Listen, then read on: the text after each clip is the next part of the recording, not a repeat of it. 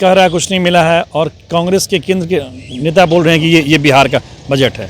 तो ये समझ के परे है कि मैंने क्या विपक्ष कहना क्या चाह रहा है। करीब करीब 2 लाख करोड़ रुपया बिहार में केंद्र सरकार के सहयोग से निवेश होगा। तो जहाँ 2 लाख करोड़ रुपया लगेंगे तो वहाँ रोजगार होगा, विकास होगा, डेवलपमेंट होगा। और नीति आयोग बनी तभी से विशेष राज्य का जो दर्जे की बात थी वो सब्जेक्ट ही खत्म हो चुका है, उसकी जगह विशेष पैकेज हो गया है। तो अब जैसे हमने बताया कि 2 लाख करोड़ रुपया बिहार में निवेश होगा, तो यही ना विशेष पैकेज है। जो गरीब है उनको अनाज देगी, कपड़ा देगी और अडानी अंबानी को छूट देगी। तो इस बार तो उसने बताया कि नहीं, हम मिडिल क्लास के लिए भी सोचते हैं। नमस्कार, आप न्यूज फॉर नेशन देख रहे हैं, मैं हूं आपके साथ वंदना। बिहार में विधानसभा का चुनाव होना है, कुछ ही महीने से इस बचे हैं। ऐसे में केंद्र सरकार ने जो बजट पेश किया है उसे चुनावी बजट भी कहा जा रहा है। हमारे साथ बात करने के लिए हैं बिहार के सीनियर जर्नलिस्ट इंद्रभूषण कुमार।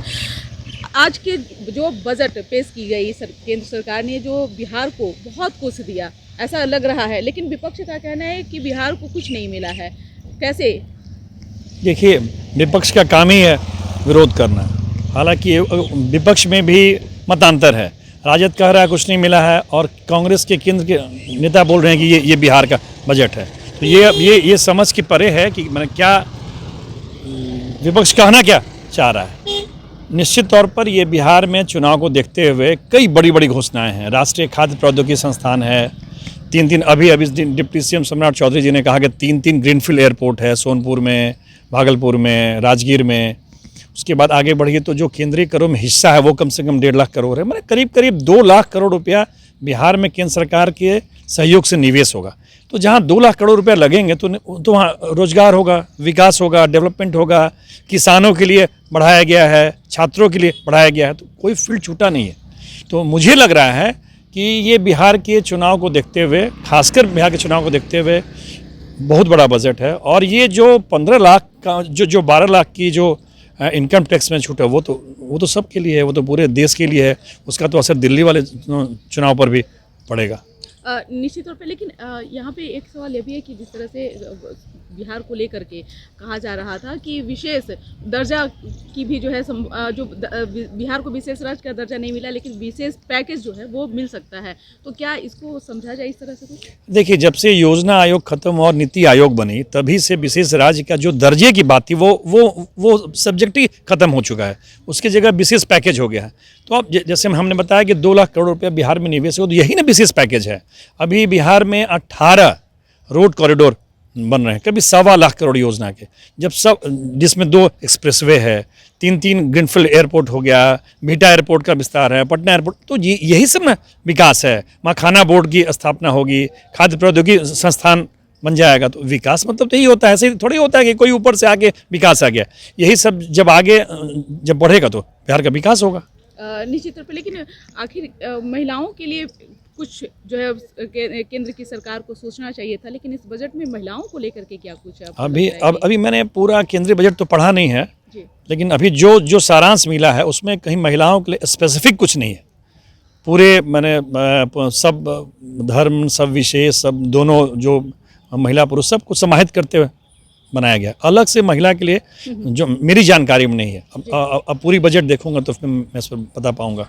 निश्चित तौर पे लगता है कि इस बजट से चुनाव में फायदा एनडीए को मिलेगा। और क्या, केवल 12 लाख जो आयकर में छूट है यही सबसे बड़ी छूट है।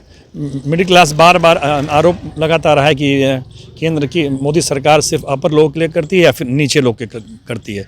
जो गरीब है उनको अनाज देगी, कपड़ा देगी और अडानी अंबानी को छूट देगी। तो इस बार तो उसने बताया कि नहीं, हम मिडिल क्लास के लिए भी सोचते हैं। अब ऐसे में विपक्ष के पास में क्या मुद्दा रहेगा? क्या विपक्ष के लिए मुश्किलें बढ़ सकती है? देखिए, विपक्ष का काम है विरोध करना। अब विपक्ष इसको तुलना करेगा आंध्र प्रदेश से, विपक्ष तुलना करेगा महाराष्ट्र से, विपक्ष तुलना करेगा गुजरात से। तो जो स्टेट पहले से हमसे 30 साल 40 साल आगे हैं उसके बराबर खड़ा होने में समय लगेगा। तो विपक्ष को तो इशू है कि हमको महाराष्ट्र की तरह क्यों नहीं बनाया जा रहा है। जो कोस्टल एरिया हैं, जो समुद्री इलाके हैं, उससे अब आप बिहार को तुलना कीजिएगा तो थोड़ा तो दिक्कत होगा। अच्छा, जो बिहार का औद्योगिक क्षेत्र था वो पूरा चला गया झारखंड में, तो बिहार में तो थोड़ा सा भी समय लगेगा ही। युवाओं को रोजगार के क्षेत्र में लग रहा है कि बढ़ावा मिला है। हाँ, स्टूडेंट क्रेडिट कार्ड का बढ़ाया गया है, कई जो संस्थान खुलेंगे उसके लिए किया गया है। और जो किसानों को पैसा मिलेगा तो किसान वो पैसा अपने बाल बच्चे के विकास पर ही लगाएंगे ना, तो छात्रों के लिए है इसमें। तो यानी कि मतलब लोगों के साथ साथ युवाओं का भी दिल जीतने का काम जो है सरकार एकदम ये बिहार में आगे होने वाले विधानसभा चुनाव को देखते हुए बिहार के लिए विशेषकर काम किया गया है। दिल्ली में तो अभी चुनाव ही हो रहा है और मुझे तो लगता है कि जो ये बिहार की जो घोषणाएं हैं इसको लेकर कहीं अगर दिल्ली का परिणाम अच्छा रहा तो बिहार का चुनाव पहले भी हो सकता है बिहार में। जी जी निश्चित हो सकता है, निश्चित तो नहीं है, अब सरकार की इच्छा पर है। लेकिन मुझे लग रहा है कि जिस तरीके से बिहार के लिए सब योजनाएं और ये सब दिया जा रहा है तो हो सकता है कि अगर दिल्ली में परिणाम अच्छा है तो इसी माहौल में बिहार का भी चुनाव लोग करवा लें, जीतने की संभावना ज़्यादा रहेगी, विपक्ष हतोत्साहित रहेगा। निश्चित तौर पर बहुत बहुत शुक्रिया बात करने के लिए। तो आपने सुना कि क्या कुछ कहना था बिहार के सीनियर जर्नलिस्ट इंद्रभूषण कुमार का, जिन्होंने बताया और कहा कि इस बार का जो बजट केंद्र सरकार ने पेश किया है इससे जाहिर तौर पर बिहार को और भी विकास की गति में जो है वो तेजी आएगी और साथ ही साथ युवाओं को भी जो है सरकार ने उसके भविष्य की भी चिंता उन्होंने की है। अब देखने वाली विषय होगी कि चुनावी साल इस बजट में क्या आगे का कुछ होता है, विकास हो पाता है या नहीं, ये तो देखने वाली विषय होगी। इस पर बस इतना ही, बने रहिए न्यूज़4नेशन के साथ। धन्यवाद।